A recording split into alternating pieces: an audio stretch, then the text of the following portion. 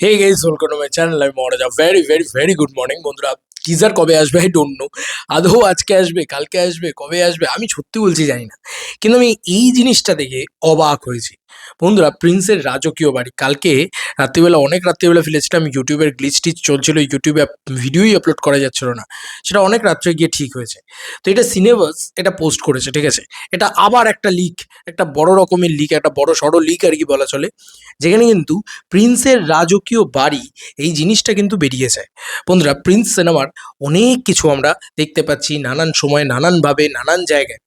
কিন্তু এবার প্রিন্সের রাজকীয় বাড়িও কিন্তু আমরা দেখে ফেললাম বন্ধুরা। এটার থেকে আনন্দের আর কি হতে পারে। এবং তুমি যদি দেখো কি সেট আপ করেছে ভাই, কি নেক্সট লেভেলে সেট আপ করেছে, হেভি লাগছে তো। মানে আমার জন্য, আমাকে যদি জিজ্ঞেস করো, আমার হেভি লেগেছে, সলিড লেগেছে। কি রাজকীয় সেট আপ, আরে বাপরে! এবং তুমি দেখো পুরো রেট্রো সেটআপ করেছে কিন্তু হিসাব মতন দেখতে গেলে। মানে পুরো 80s 90s এর যে রেট্রো সেটআপটা হয় না? সেই রেট্রো সেটআপটা কিন্তু গোটা বাড়ি জুড়ে করেছে। হেভি লাগছে। এবং তুমি দেখো বাড়ির ভিতরে ওই পুরনো গাড়িটা দাঁড়িয়ে আছে। এই যে আমরা বলছিলাম না যে পুরনো বেশ কিছু পুরনো গাড়ি থাকবে, যেগুলো একদম 90s 80s এর ব্যাকড্রপে হবে।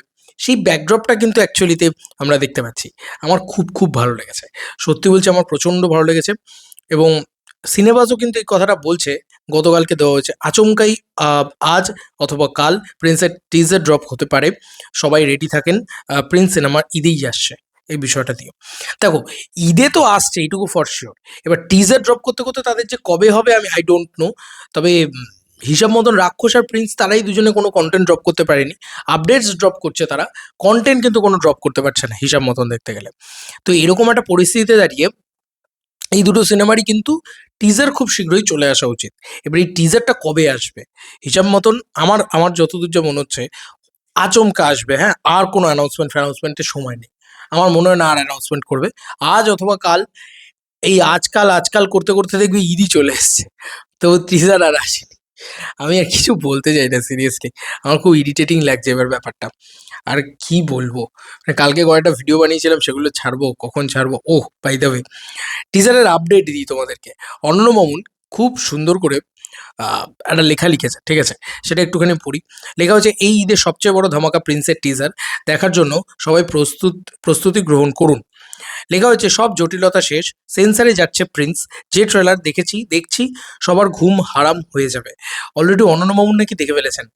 এবার কে ওনার কথা বিশ্বাস করবেন, কে ওনার কথা বিশ্বাস করবেন না, আই ডোন্ট নো। কিরকম একটা লাগে আমার।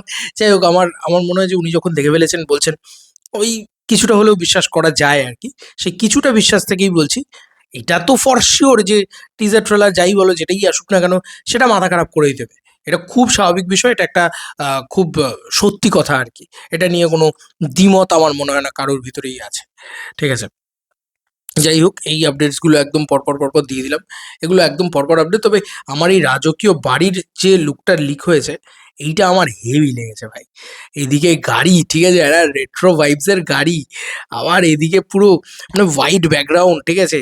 এরকম মানে পুরো চেয়ার টেবিলগুলো সাজানো রয়েছে, সেগুলোর ভিতরে একটা পুরো অ্যাস্থেটিক ভাইবস রয়েছে, ঠিক আছে। গোটা বাড়িটা মানে আলাদা লেভেলের রাজকীয় বাড়ি।